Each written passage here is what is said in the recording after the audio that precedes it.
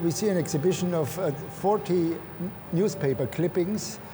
My work is actually related to found images from the beginning, and 40 found fakes was conceived from 76 to 78, so it took me 2 years to collect.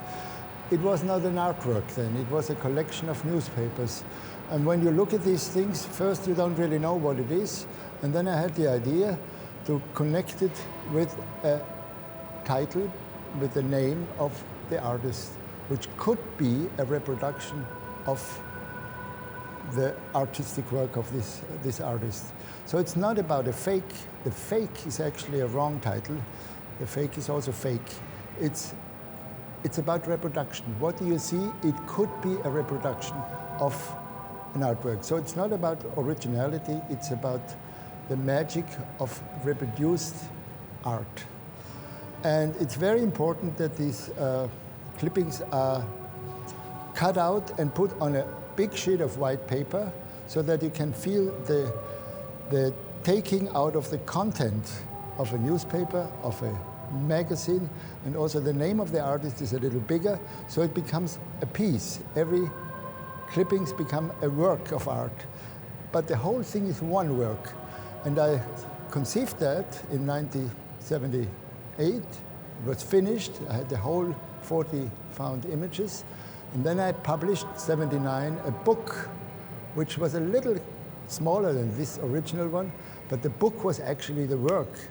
And I never showed the original work. It was just for the presentation of the book. I had it one day just as a stack of papers. And then I always showed the book. For 40 years, I only showed the book, 40 found fakes. It was quite famous also. It was shown in different exhibitions about reproduction and art. And now it's going to be shown as the original work in a separate space. So it's very important that it's also in an art fair, because the art fair combines many, many artists. So you can kind of see that as a statement to the art world, but also to how the art itself changed, that we have this interaction of originality and fake, and reproduction. So that means that the reproduction of art turns or becomes an original work of art, which is now a usual strategy of artists. And I also have to say, it's not about making fun or making a joke about art. It's really about reproduction. It's quite interesting what happens with these things. Some of those works, some of those clippings, I cut out from a regular magazine, and the image has nothing to do with art. It had to do with something else.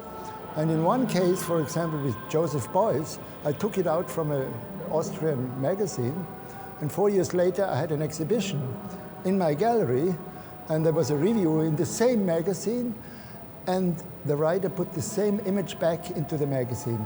So it is a kind of almost invisible transformation from an illustration for an article to a piece of art, which is in the end my work of art.